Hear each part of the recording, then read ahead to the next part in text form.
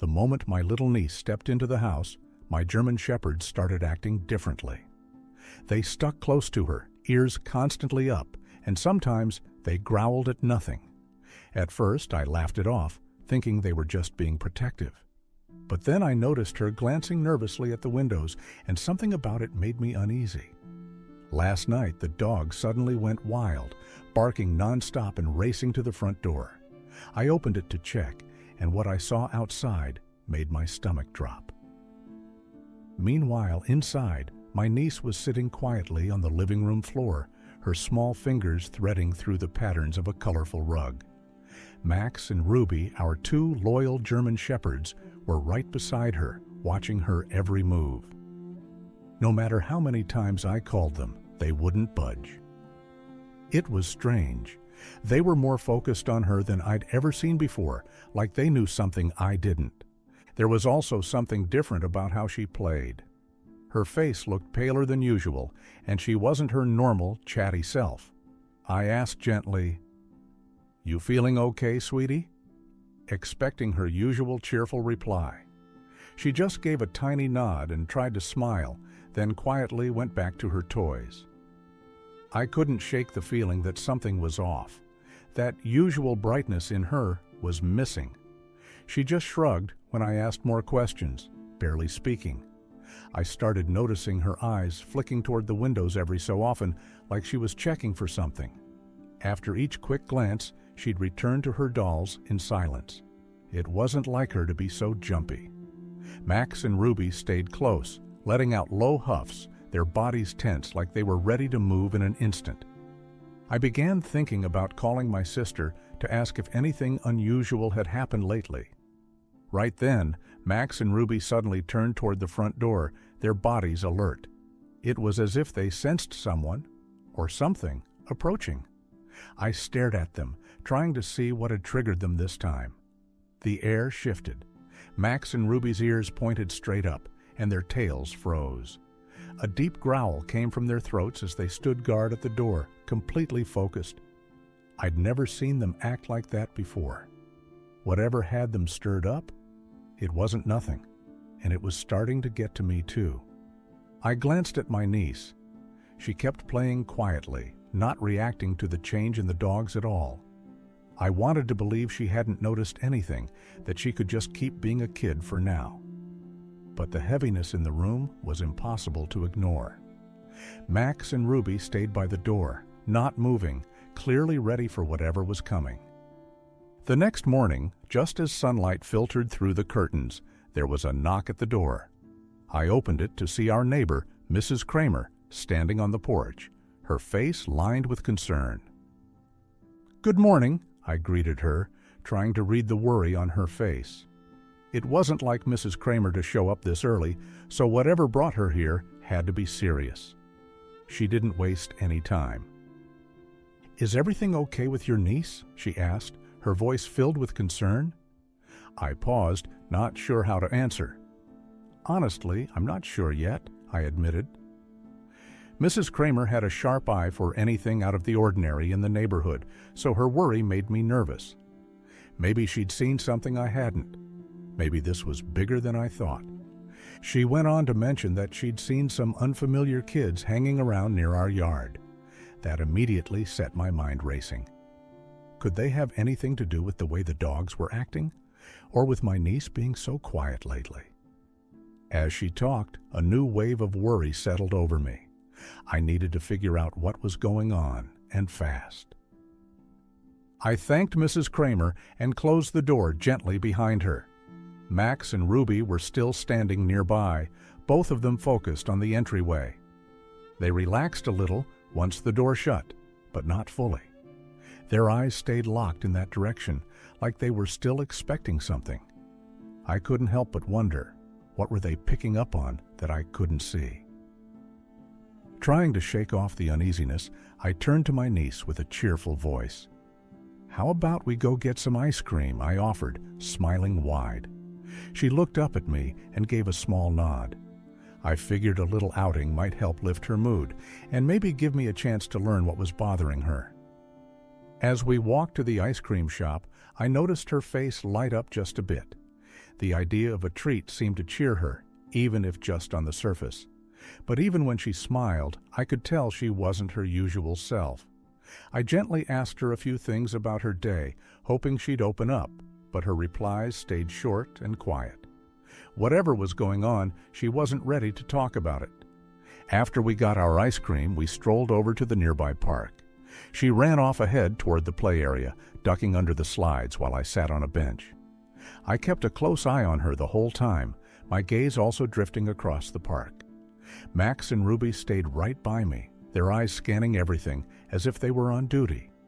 Things looked normal, but I was watching more closely now. The dogs started sniffing at the air, moving around more than usual. I followed their gaze and spotted a group of older kids riding bikes. They were circling near where my niece was playing, and both dogs locked their attention on them. Their tails moved, but it wasn't a happy wag, just stiff and alert. I found myself watching the kids carefully, unsure if they were just passing through or if they had some other reason to be there. Then my heart skipped a beat. My niece suddenly stopped moving. The group had pulled up nearby, and all of them were staring straight at her. The way they looked at her sent a chill through me. I stayed seated, eyes fixed on them, trying to judge if this was about to turn into something worse. My niece glanced back at me quickly, then hurried behind the swings, trying to get out of sight. The kids didn't follow, but they looked at each other and smirked, like they thought her fear was funny. I watched the scene unfold, feeling in my gut that something wasn't right. The way those kids were acting, it felt mean, and it really bothered me. Max and Ruby stood up, clearly ready to step in if anything happened. I knew I had to make a choice. The strange behavior of those kids was too much to ignore. I got up and walked over to my niece. "Hey there," I called softly. "How about we head back home?" She nodded quickly, and I saw a wave of relief wash over her face. We left the park, the dogs staying close, always alert. Their steady presence made me feel a bit better, even though so many questions were still swirling in my head. As we walked, I noticed my niece slowly starting to relax. The farther we got from the park, the more her shoulders seemed to loosen up. She even reached out and gently patted Max and Ruby as we walked. The dogs stayed just ahead of us, leading the way at a quick pace.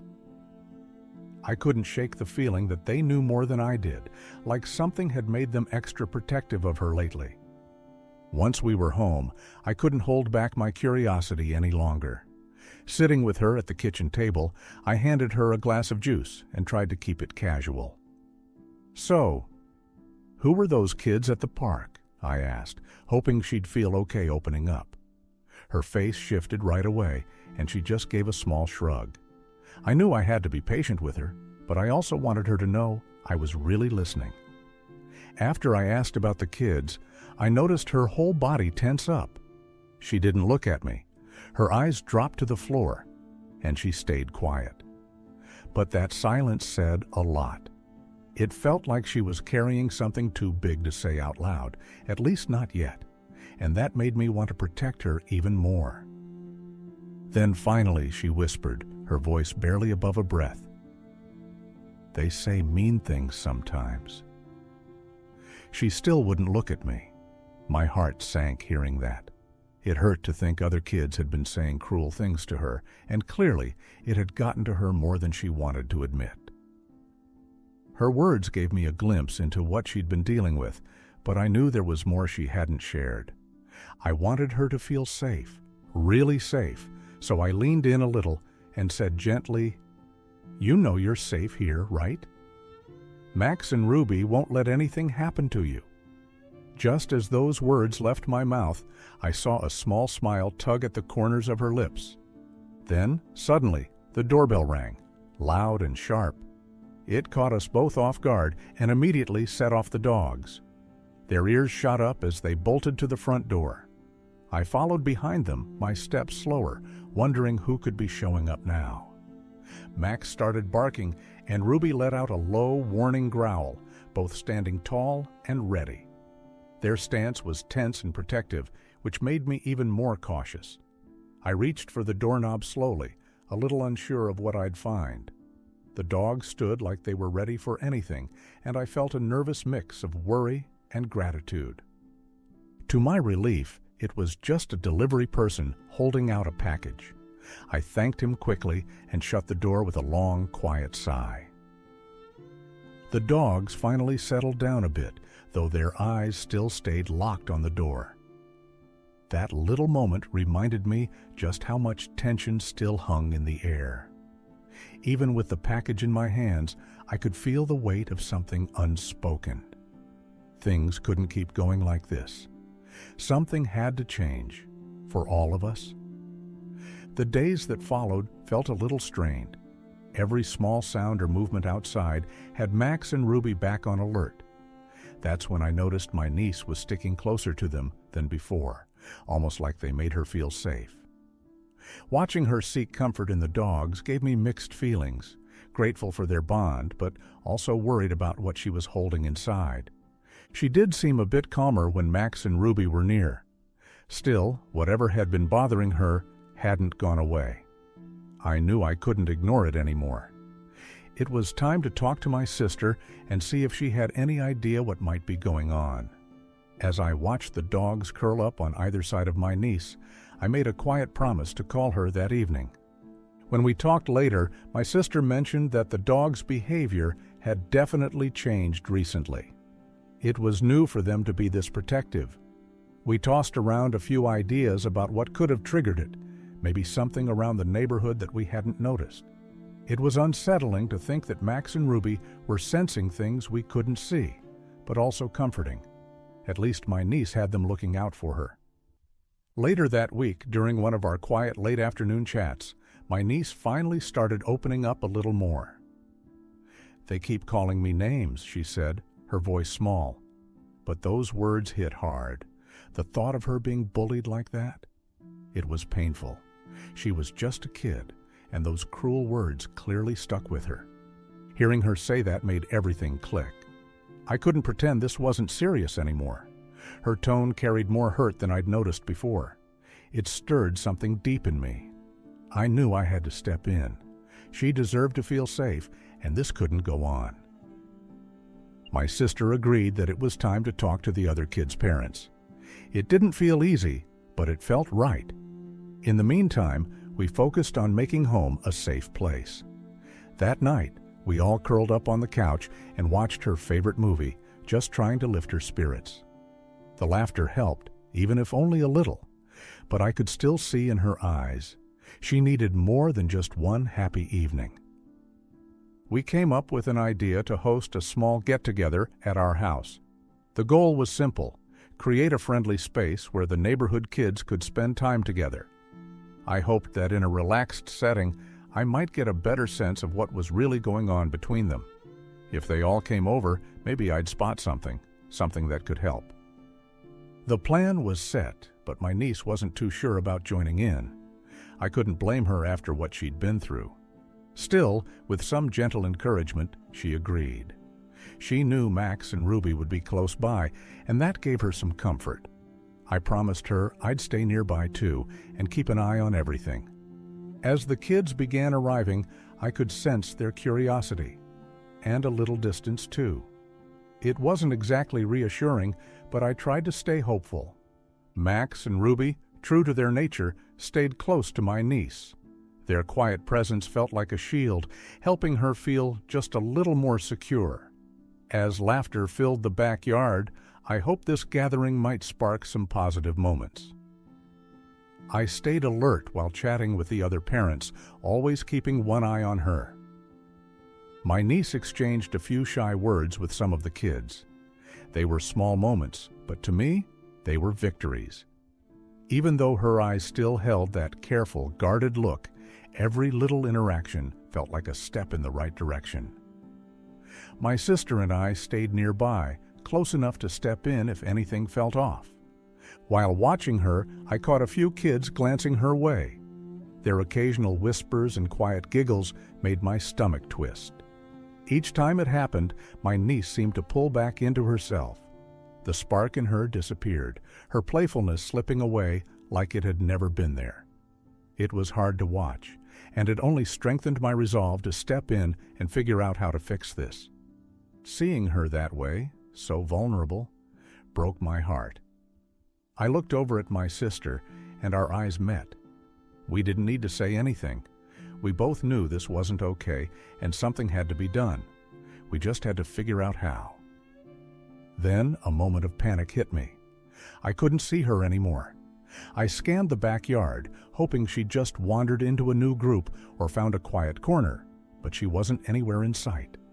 A wave of worry crashed over me, and I quickly stepped away from the conversation I'd been having. I had to find her. Now. Max and Ruby's sudden, loud barking pulled my attention toward the far side of the yard.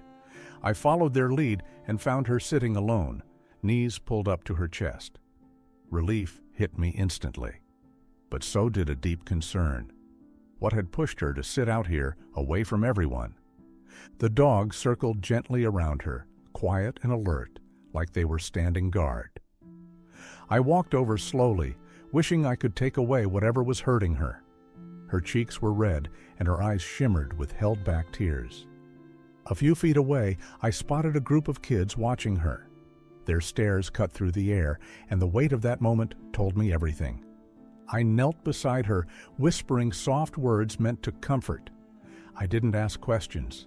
I just wanted her to feel safe again. Max and Ruby stood close, their bodies steady and still, like they were waiting to make sure everything was okay. I gently asked her to come back inside with me, doing my best to keep my concern from showing too much. As she got up, I saw her quickly wiping her face. Max and Ruby stayed at her sides, their eyes locked on her with the same worried look I felt in my chest. Once we were inside, the dogs nudged her softly with their noses, as if to say, "We're here. We've got you." They seemed to pick up on her distress, staying close and offering comfort in their quiet way. Just then, Mrs. Kramer, our neighbor, walked up to us. The look on her face mirrored the concern I was feeling, and she gently asked if everything was okay. For a second, I wasn't sure what to say, but having her there felt oddly reassuring. As we spoke, we started talking about the kids we'd seen hanging around. She'd noticed some odd behavior too, which only deepened my concern. A new sense of determination began to build inside me. I knew it was time to step in and really understand what was happening with my niece. She deserved to feel safe and happy again, and I was going to make sure of it. The more time passed, the more I saw how uneasy she still felt. Even with Max and Ruby nearby, it was like a constant worry lingered around her. Her usual bright energy had been replaced by a quiet tension. Being with the dogs helped, but it clearly wasn't enough on its own. I needed to get to the bottom of it, and fast. Every time she cried, Max and Ruby were the first to notice. They'd gently lick her hands or rest their heads on her lap, trying to bring her comfort. She welcomed their closeness, but it was obvious the problem went deeper. Watching her silently struggle like that, it was heartbreaking, and I knew I had to act. I arranged a meeting with the family of the kids involved. We gathered in our living room, doing our best to keep things calm and respectful. It wasn't easy bringing it up, but it was necessary. Facing the issue head-on took some courage, but I hoped it would lead to real understanding. My niece sat nearby, watching nervously as we prepared to talk things through. Sharing what she'd been going through wasn't easy, but I knew we had to be honest. Her parents looked shocked as they heard about the bullying. Their reactions reminded me of how I felt when I first realized what was going on. It was a lot to take in, but I hoped they saw how important it was to address it, for everyone's sake. The kids who had been involved sat with us too. At first, they seemed unsure, even a little defensive. But as we talked, I could see their faces change. They hadn't really understood the impact of their words. With all the adults there, guiding the conversation carefully, it became a moment of reflection more than blame. We all agreed to work together to find better ways forward. That conversation, tough as it was, gave me hope. Knowing that steps were being taken made a visible difference in my niece. She seemed a little lighter, a little brighter. It was clear we were moving in the right direction. As the days passed, that heavy tension began to fade. My niece slowly started to come back to herself. The light in her eyes returned, and even Max and Ruby seemed to notice the shift. They were still watchful, but more relaxed now. It felt like things were finally settling. It was good to see the older kids making a real effort. With some help and understanding, they were becoming more kind and respectful. Slowly, the neighborhood started to feel calm again, like we were all turning a new page. We were growing into a community that looked out for one another, and it made a difference. Having open, honest conversations had brought us all closer. People recognized the effort it took to speak up, and that helped us realize how important it was to stay connected. Seeing the kids get along again and the smiles come back, it was the most rewarding part. It felt good to know that taking action had helped bring about that change. Max and Ruby seemed to sense the calm returning to our home. Their alert expressions softened, and they started to relax more around my niece. Though they still stayed close, it was clear they now felt she was safe. Seeing them at ease like that warmed all of our hearts. It reminded us just how strong their bond with her had become. The past few weeks had been tense, and it showed in all of us. But now, watching my niece smile more each day felt like a huge relief. Her laughter came back, a sound I had truly missed. The whole neighborhood seemed lighter, day by day. We slowly got back to the simple, joyful parts of daily life, so thankful for the peace that had returned. Mrs. Kramer stopped by one afternoon, wearing a hopeful smile. "I've seen a big change in the kids," she told us. Her kind words were comforting. They reminded us that all the effort and open conversations had made a difference. We were grateful for her support and for helping bring understanding between neighbors. Our little community felt stronger than ever. People were showing more kindness, more patience. It felt good to know we were creating a space where everyone could feel safe and welcome. Still, a part of me stayed watchful, just in case. Keeping an eye on things gave me peace of mind. I often found myself at the window, just watching the kids play. I wanted to make sure that safety and comfort continued, for everyone, but especially for my niece. She began sharing more about her day again. Her voice held excitement, her stories full of happy little details. It felt so good to hear her sounding like herself again. "Can my friends come over to play?" she asked one afternoon, a hopeful look in her eyes. Of course, I encouraged her to invite them. It meant a lot. It helped her feel more confident, more at ease. Watching her play and enjoy time with others again was truly a gift. Max and Ruby were back to their playful selves too, chasing balls, lounging in their favorite spots, but never too far from her side. Even during play, their watchful nature remained. They still followed her from room to room, always nearby. Their energy brought such joy to the house, it was clear just how much they cared. Each day made it clearer how deeply loyal they were. Their connection with her went far beyond simple companionship. They were her protectors in every sense. One day, my niece looked up at me and said softly, "I'm glad they're with me." There was such sincerity in her voice, it nearly brought tears to my eyes. We all saw how Max and Ruby showed their love, not through words, of course, but through quiet, steady actions. They offered her safety, comfort, and a sense of peace that nothing else could. Their presence was powerful in a way that's hard to describe. It became clear that their role in her life was something truly special. They watched over her, not just physically, but emotionally too. Their way of loving and protecting was simple, honest, and pure. That bond between them, it was unbreakable. These gentle giants had touched all our hearts. They reminded us just how much the right companions can mean to someone who's struggling, and we didn't take a single day of that connection for granted. Every evening, we gathered at the table, sharing dinner and little reflections. We each took a moment to say what made our day special. It became a beautiful habit, one that helped us stay grounded in gratitude and love.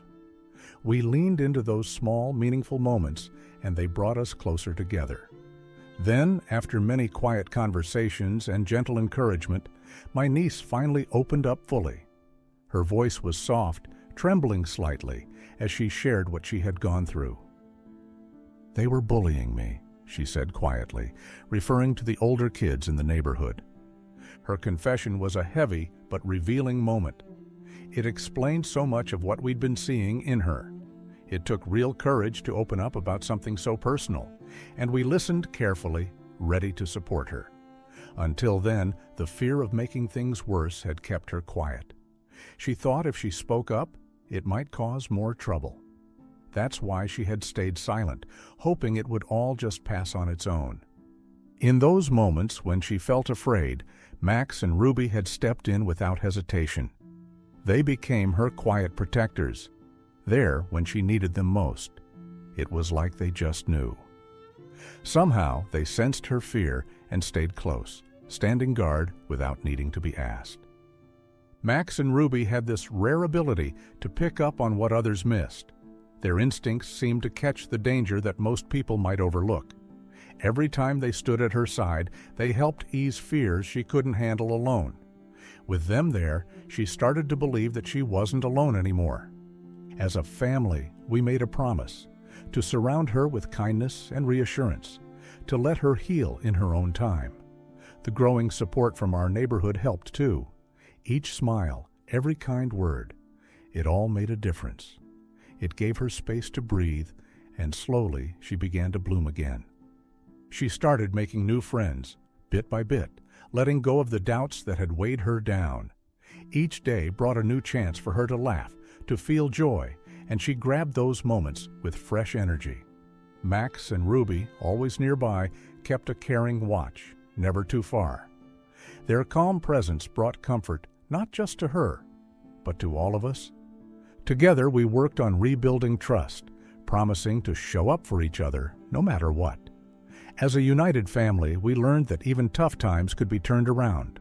Our efforts created a safe space where fear slowly faded, replaced with something stronger: peace. Little by little, our home began to feel whole again. A true sense of unity settled in, wrapping us in something steady and reassuring. Max and Ruby weren't just pets. They had been a steady source of strength throughout the entire journey. Their loyalty never wavered. They stayed alert, always making sure our niece felt safe.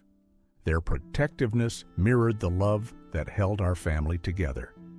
In them, we saw the importance of staying connected, of being there, without question, for those who need us. We'll always be grateful for the quiet way they guided us through. With each small step forward, we cheered her on. Watching her confidence grow was a joy. Her resilience reminded us what strength really looked like. And in facing this together, our family became even more solid. Her bravery inspired something in all of us. Every day, the bond we shared grew deeper, reminding us just how powerful love and support can be. Together, we got through the hard parts. We came out stronger, a family that couldn't be broken. The love and protection that surrounded her gave her what she needed most: hope, peace, and the freedom to be herself again.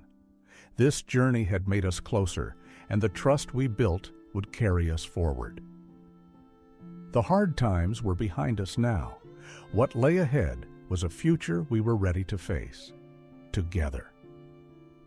If this story touched you, please consider liking the video, subscribing to the channel, and sharing it with someone who might need to hear it. You never know how a simple story or a loyal companion can change someone's life.